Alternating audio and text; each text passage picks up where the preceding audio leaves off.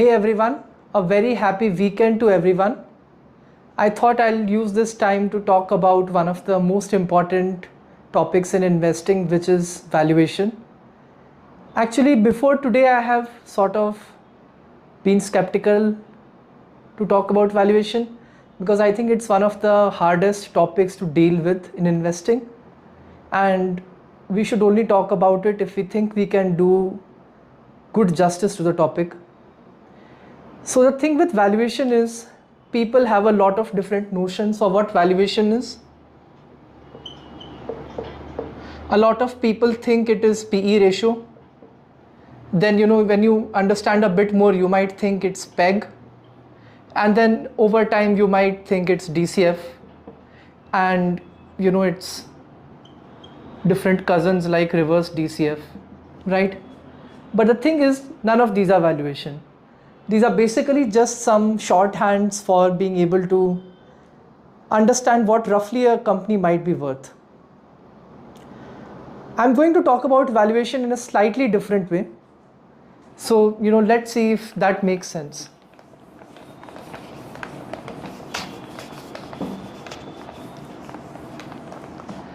So essentially, when we talk about valuing a company, what are we really valuing? We are valuing the cash flows that the company generates, right? Now, if we think about how a company generates cash flows, if this is our company, there is a bunch of inputs which come from suppliers.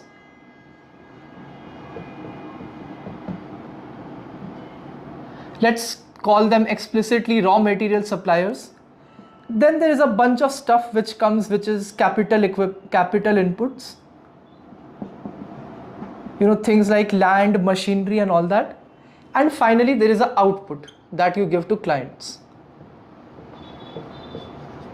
And whatever happens in the middle is essentially the value addition of the company, right? So what we have to understand about a company is what you're really valuing is the transmission of cash through this machine and the amount of cash it is able to throw out as a result of these transactions.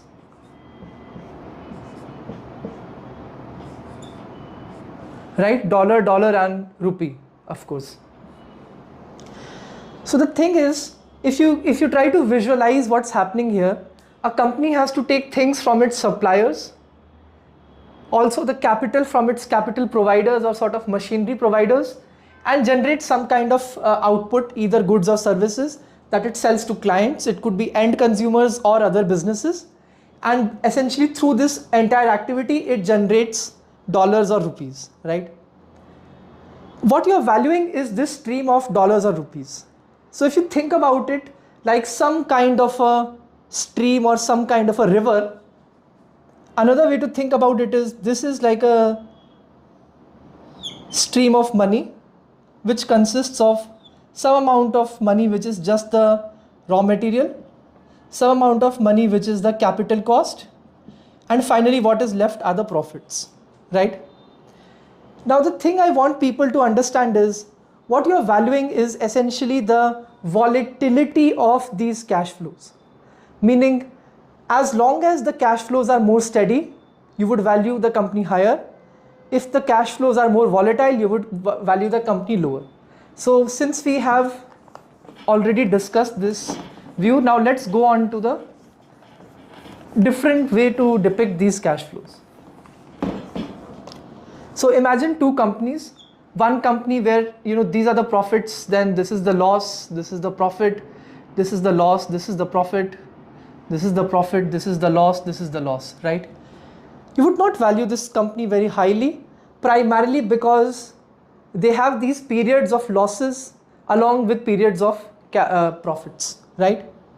Whereas a different company which has a steady but growing stream of profits, you would obviously value that company a lot better because it has lower volatility. So volatility is one of the very important factors in the valuation of a company. That is why you will find companies like Polymedicure, and I would urge everyone to go back and check the quarterly sales graph of Polymedicure. Polymedicure's quarterly sales graph looks something like this. From 2004 to 2023. So almost 20 years, and the quarterly sales is just going up and up all the time. So even though the sales growth has been around 15%, which is not great, it's not bad either, it's not great either. 15% might be near the nominal GDP growth, maybe a little bit higher. Still it's valued very highly. It's valued at maybe 60-70 times earnings, because all of this is profitable growth. And I mean, if you look at the profits are also growing that way, which is why it's valued highly, right? So volatility is one thing. The other thing is the magnitude of the cash flows, and most importantly, their growth. So if you think of two companies, one company which is growing like this, right? The line looks something like this, and another company which is growing like this, you would of course value this company higher, right? Everything else being equal, right? The reason for that is it's the slope, right? If the slope is of 35, 40, 50%, that is where you have a very good chance of compounding your money much faster, which is why all these companies which grow fast are also valued very highly. So the magnitude of growth, volatility.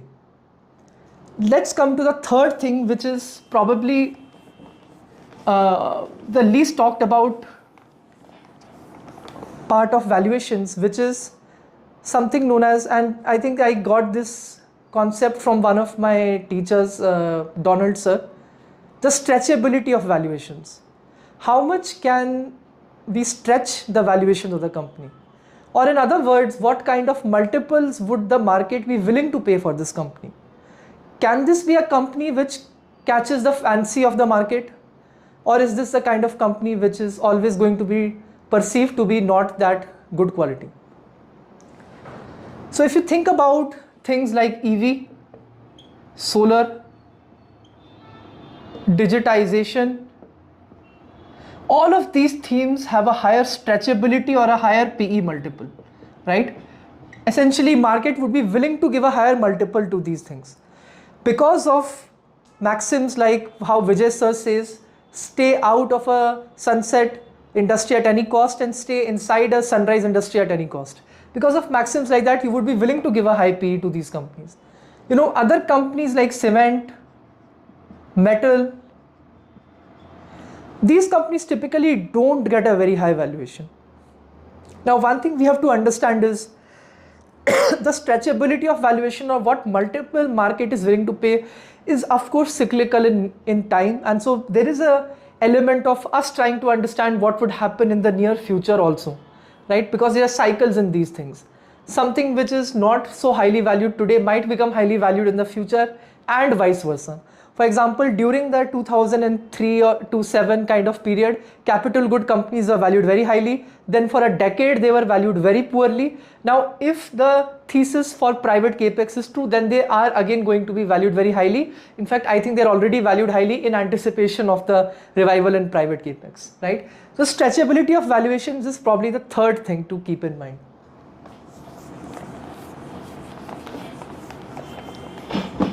So now let's talk about one of the really important aspects of these three things, right? So we discussed three things: volatility,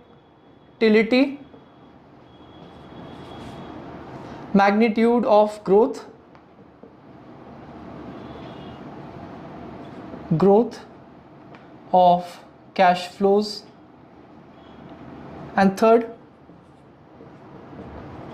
stretchability of valuation. If we think of the fundamental causal factors or the underlying reasons why these things occur, why is it that some companies have a more volatile cash flow than others? Why is it that some companies have a higher magnitude of growth than others, right? We can think of these factors, volatility, magnitude, and stretchability, themselves having underlying fundamental reasons. For example, let's cover some of these reasons basically. And I think these are the ways that we should be valuing companies. And what we will finally realize is that valuing companies is not anything different from understanding the business. Valuing a company is the same as understanding the business. And as they say कि हीरे की परख जौहरी को होती है, we have to become the Johri, we have to become the person who understands the quality of a business.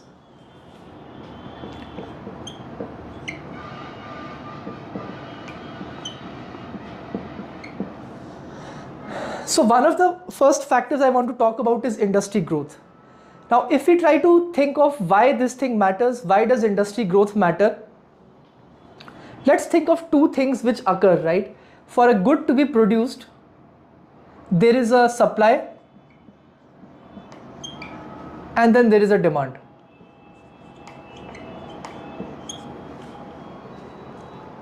Both of these factors are very important for the particular good to be consumed, right?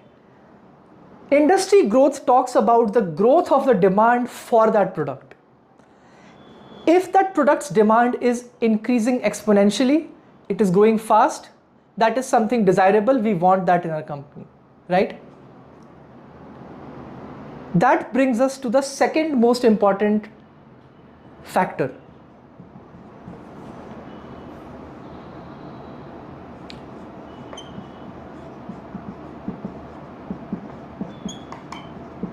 Competitive intensity plus Porter's 5 forces. So that's the demand side, industry, how fast is it growing? The other side is supply. If everyone can make that product, then the demand growing fast is not good enough for us to think that the volatility of the cash flow growth and the magnitude of the cash flow growth would be in our favor, right? Meaning that if the supply is also increasing very fast, we cannot say that our company will grow fast, its profits, right? And because of that, Porter's 5 forces kind of analysis, which is supplier, threat of substitution, client, competitive intensity, analyzing all of these forces becomes very, very important. In a way, the way to think about it is if our company is doing something unique, which is difficult to replicate, that is good, because that is what brings predictability, and finance loves predictability. Because you're building an Excel model. That Excel model will only hold as long as your underlying assumptions hold. And your assumptions are going to be brittle if the real world is very dynamic and fast changing. So basically, if people ask all of these investment gurus that a lot is changing, then how do you invest? They say focus on what is not changing. That is essentially the role played by moats or competitive advantages and analysis of Porter's 5 forces.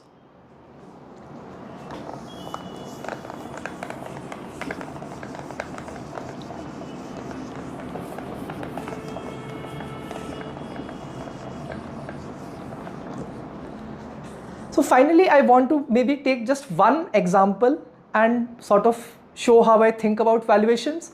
And then we'll end this video. I want it to be very short.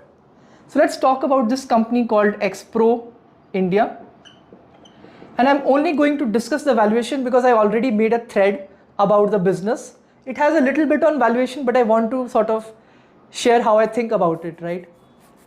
So the way to think about it is, currently its earnings are a little volatile. They don't go to losses, but the magnitude sort of goes up and down because of the coax division, right? The biax division is much more stable and sort of steadily fast growing. The coax division is a lot more commoditized in nature. There is demand and supply gaps, demand and supply mismatches, and then it inverts, and so your profits turn to losses or very narrow profits and so on and so forth, right? This is the nature of the earnings right now, which is also why you'll find over the years it was always valued not so greatly, right? So what has changed? Why is it valued a bit better now? That is because the market recognizes the change happening in the company, and a lot of valuation is driven by value migration, right? For example, in this case, the company is migrating from a biax coax where it might be roughly 50-50 revenue wise and maybe like 70-30 or even better in terms of the profit share, to something like maybe 90-10 or 95-5 when it comes to profit share 3 to 4 years from now. That is because the biax division, that is their dielectric division where they make capacitor films, that they are increasing the capacity by 2x, so basically x goes to 3x. That's the kind of capacity addition they are doing, right? So it gives you visibility for that growth. You can see that the growth is happening.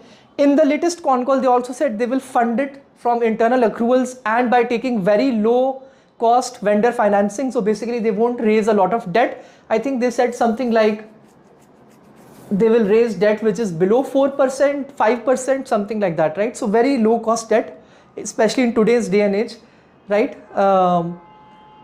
So I think a lot of concerns which market might have had, they will have to dilute and all, they don't have to dilute. And because of that, there is a lot of predictability of this growth, right? I would let everyone model, but essentially what he said is that the growth should be significantly higher than 15%. He said they are already responsible for 30% of the demand being met, and that with these two lines, they can essentially ideally address, each line addresses 30% more, and that should happen pretty quickly because basically it's an import substitution, right? So volatility of earnings goes down because you are going to more structural kind of cash flows. You're going to an industry which has high growth. If you listen to the con call for Sirma, so Sirma talks about the fact that right now electronics manufacturing is growing a lot in India because the electronics composition of important items like two-wheelers, four-wheelers, fans, and energy meters is going up dramatically from 5 to 10x. Essentially, an ICE has X amount of electronics and the EV version has 10x amount of electronics for two-wheeler and four-wheeler both, right?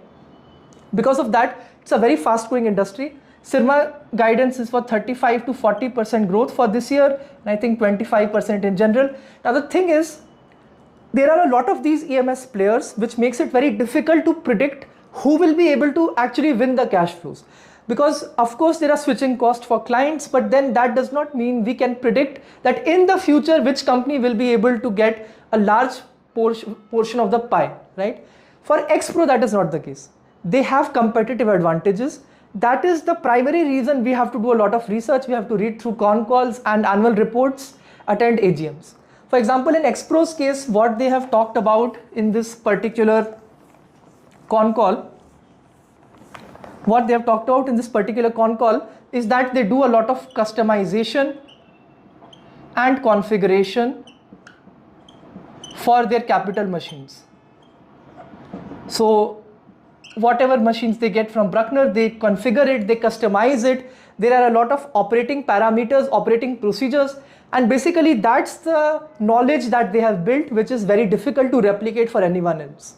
And because of that, that is a primary reason why those cash flows are protected. It is not easy for someone to just come and disrupt them, right? It is not to say that no one can ever do this. Of course, there are other companies in the world which do this, but concentrated profit pool where very few companies are doing it and demand growth far outstrips supply. There are few suppliers. That's the kind of industry that ideally one wants to be in, right? And because it is part of the EV and electronics manufacturing theme, the stretchability of valuations is also there. So to me personally, it ticks all of those boxes. Now the multiple, I will leave it. I mean, that's something that the market has to decide. But essentially, I think what is important for us to appreciate are more the qualitative aspects of the company. And then everyone has to take an individual call on how much to value those qualitative aspects, right? And of course, there are other aspects like management. I have not at all talked about them. I've just talked about the business side of it. So yeah, thank you so much for listening and have a good weekend. Bye.